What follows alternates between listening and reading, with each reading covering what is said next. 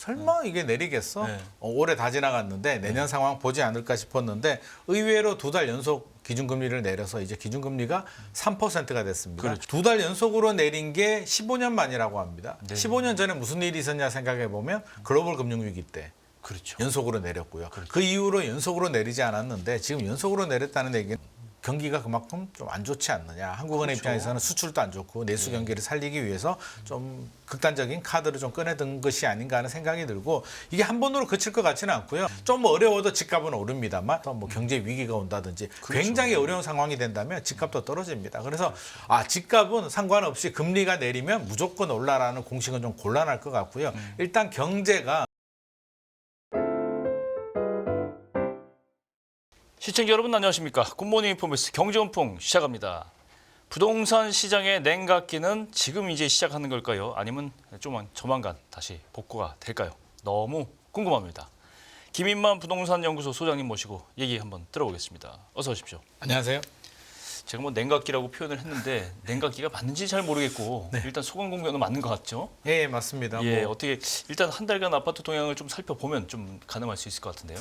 네, 한 달간 10월 마지막 주하고요. 지금 11월 마지막 주를 부동산원 통계를 가지고 좀 비교를 해볼 텐데요. 예.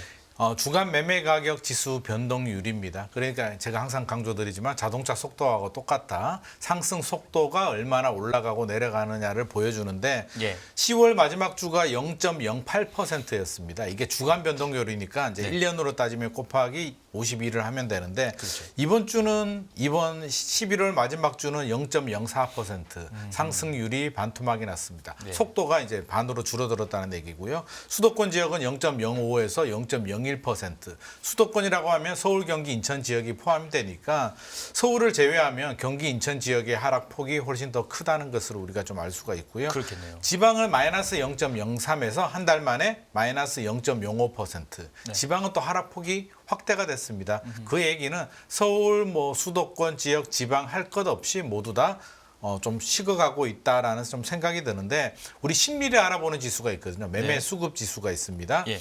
수급 지수가 이제 100을 기준으로 하는데요. 100을 넘어가게 되면 집 사고 싶어 하는 사람들이 많다. 올라갈 것 같으니까 사고 싶다라는 심리고요. 100 아래로 내려가면 팔고 싶다.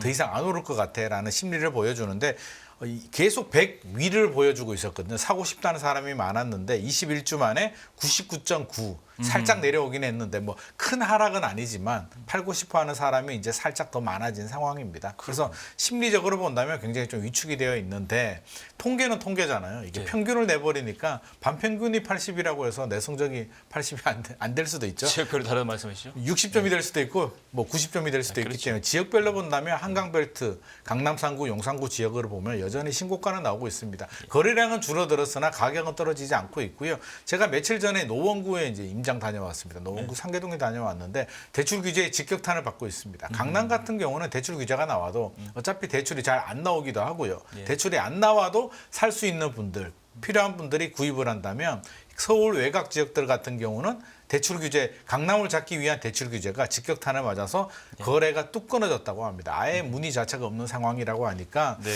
서울, 강남 잡기 위한 대출 규제가 결국에는 서울 외곽, 수도권, 지방을 잡고 있는 것이 아닌가 하는 생각이 듭니다. 그렇군요. 말씀하신 거 보니까 이제 수도권을 중심으로 심리가 많이 꺾인 건 맞다. 네.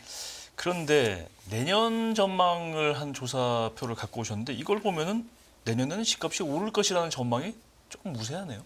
설문조사를 했습니다. 부동산 R124에서 1,306명을 대상으로 내년 상반기 집값이 오를 것인가 내릴 것인가에 대한 설문조사를 했는데요.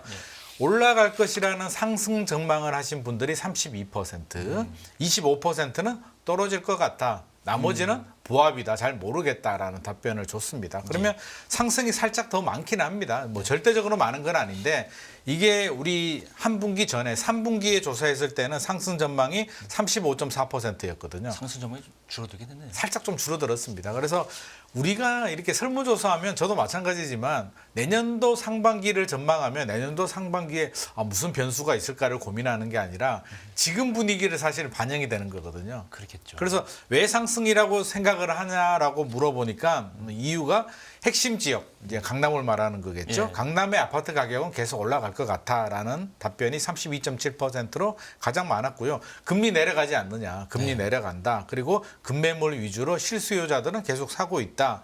분양 가격 계속 올라간다. 분양 시장이 활성화되기 때문에 결국에는 내년에도 올라갈 것이다라는 전망을 했고요. 이제 하락 전망을 하시는 분들한테 왜 집값이 떨어질 것이라고 생각을 하느냐라고 물어보니까 결국에는 경기 침체 우려가 가장 컸습니다. 대출 규제 영향도 있고요. 경기 침체가 48.91% 생각보다 굉장히 많은 분들이 경기 침체 경기가 안 우려를 좋아질 좀 것이다. 네, 그래서 경기가 안 좋아지면 결국 시장도 부동산도 안 좋아질 것이다라고 네. 생각을 하고 있습니다. 그래서 대출 규제 영향과 경기 영향을 많이 걱정을 하고 있다라고 생각이 됩니다. 그렇죠. 근데 이제 이 경기 부양의 가장 중요한 요소 중에 하나가 이제 금리잖아요. 그렇습니다. 아까 상승의 그 배경도 추가 금리이나 그렇죠. 어제 이제 한 금통이 올해 마지막 금통이었는데 예상을 깨고 2달 연속 기준금리 내렸어요. 이게 이제 앞으로 이제 변수로 등장했단 말이죠. 현실화되는 거고. 그렇습니다. 기대보다도 또 금리 인하 속도가 빨라질 수도 있다 이런 생각까지 드는데 어떤 영향이 있을까요? 일단 좀 전격적이라는 좀 생각은 들었습니다. 저는 동결로 예상을 했거든요. 대부분 그렇습니다. 설마 이게 내리겠어? 네. 올해 다 지나갔는데 내년 상황 보지 않을까 싶었는데 의외로 2달 연속 기준금리를 내려서 이제 기준금리가 3%가 됐습니다. 그렇죠. 3개월 전만 하더라도 3.5%였는데요. 2달 연속으로 내렸는데 2달 연속으로 내린 게 15년 만이라고 합니다. 네. 15년 전에 무슨 일이 있었냐 생각해 보면 글로벌 금융위기 때 그렇죠. 연속으로 내렸고요. 그렇죠. 그 이후로 연속으로 내리지 않았는데 지금 연속으로 내렸다는 얘기는 저는 보통 이제 부동산은 집값은 금리와 반비례합니다. 반비례 관계예요. 그래서 금리가 예를 들어서 0.5%포인트 내리면 집값은 1%포인트 정도 오른다라는 게 이제 정설인데 지금 흐름을 보면 15년 만에 인하했단 말이에요. 네. 앞서서도 이제 하락 전망을 하시는 분들이 경기 침체 우려를 이제 걱정을 하고 있었는데 이 부분에 대해서는 저는 왠지 좀 불안한 마음. 이게 2개월 연속 인하했다는 얘기는 경기가 그만큼 좀 안 좋지 않느냐. 한국은행 그렇죠. 입장에서는 수출도 안 좋고 내수 경기를 살리기 위해서 좀 극단적인 카드를 좀 꺼내든 것이 아닌가 하는 생각이 들고 이게 한 번으로 그칠 것 같지는 않고요.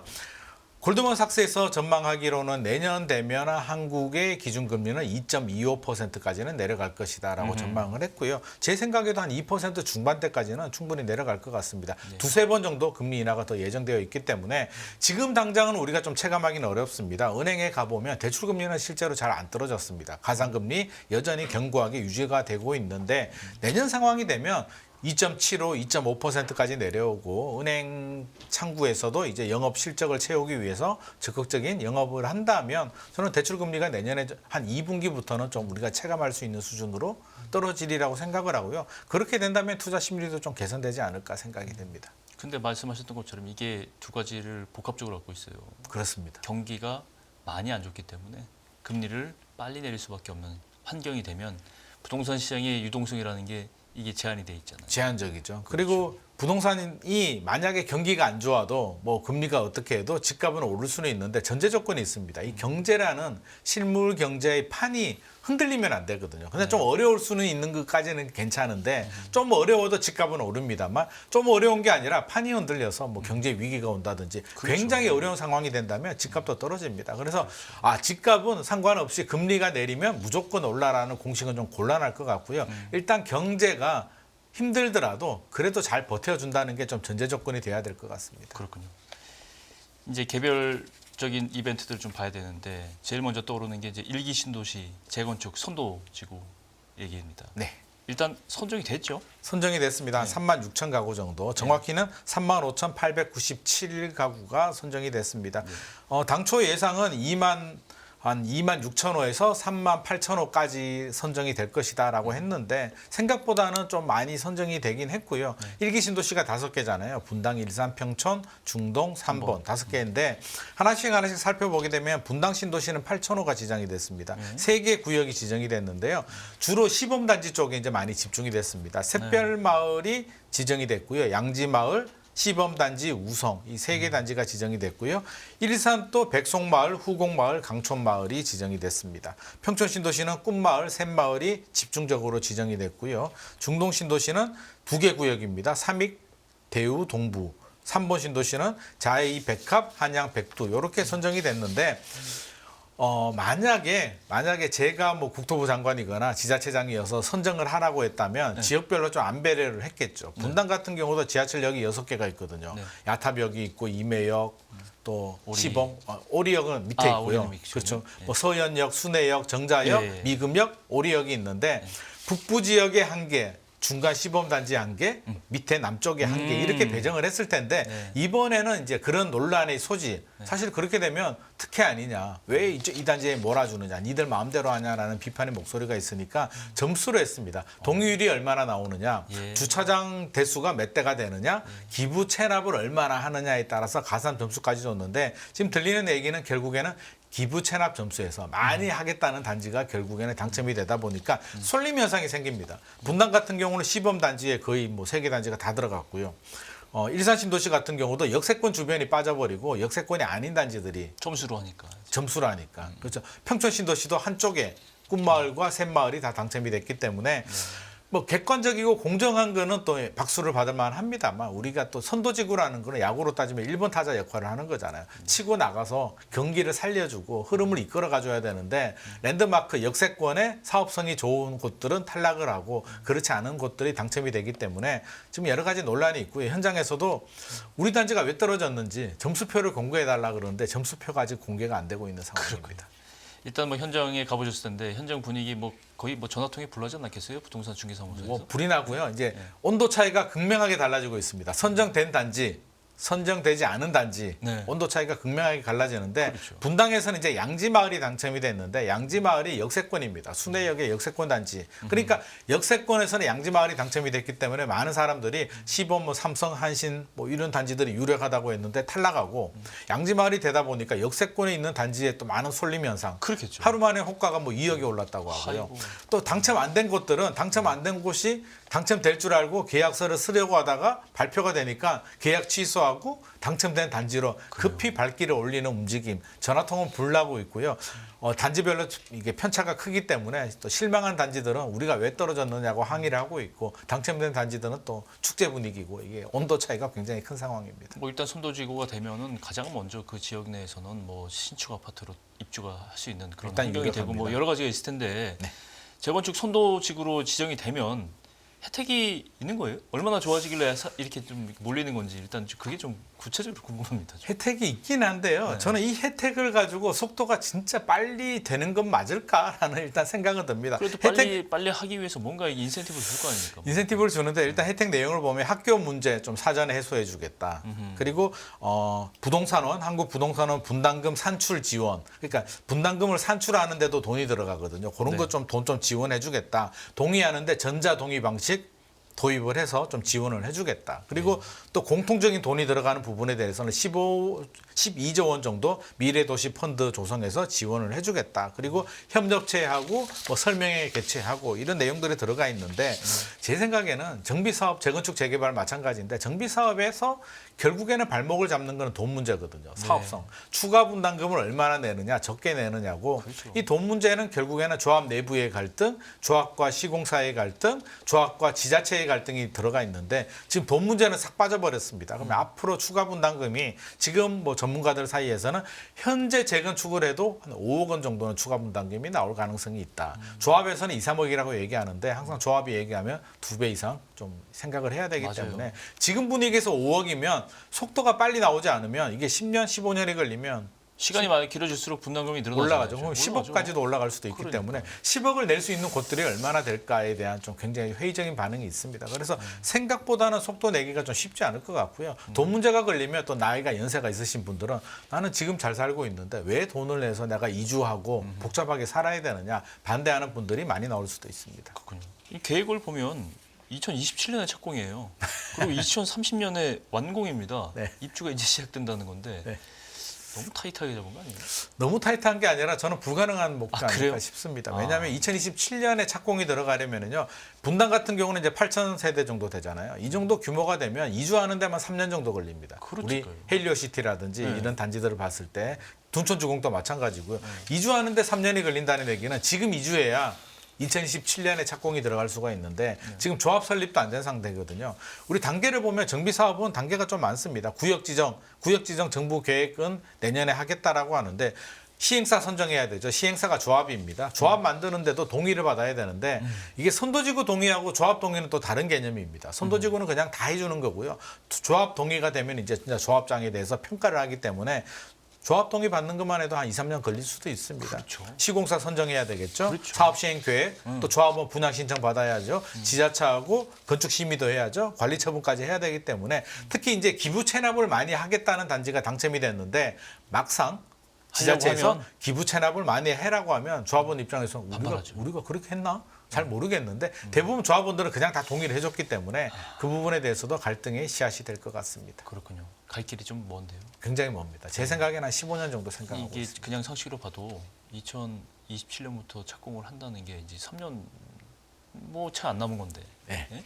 이 가능할지. 상식적으로 어려울 것 같고 제 생각에는 2037년에 착공해도 굉장히 빠르다는 생각은 하고 있습니다.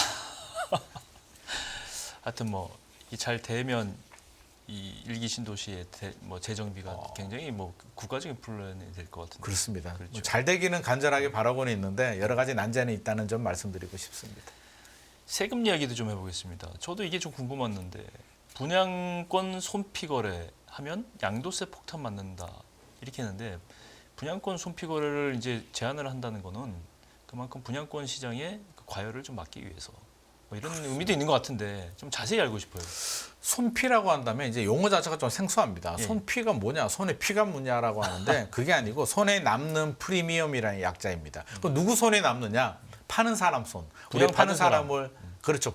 처음 분양 받은 받은 사람, 사람. 매도자. 네. 분양을 받았다가 이제 분양권을 파는 거잖아요. 분양권을 파는 파는 거죠. 사람이 예를 들어 보겠습니다. 12억 원에 분양을 받아서 17억 원에 팔았습니다. 그럼 5억 원에 대한 양도세를 내야 되는데 1년 이상 보유하게 되면 양도세율이 66%가 적용이 됩니다. 그러면 3억 2,800만 원에 양도세를 내야 되는데 만약에 제가 파는 사람이고요. 네. 우리 앵커님이 사는 사람이라면 3억 2,800을 제가 내야 되는데 네.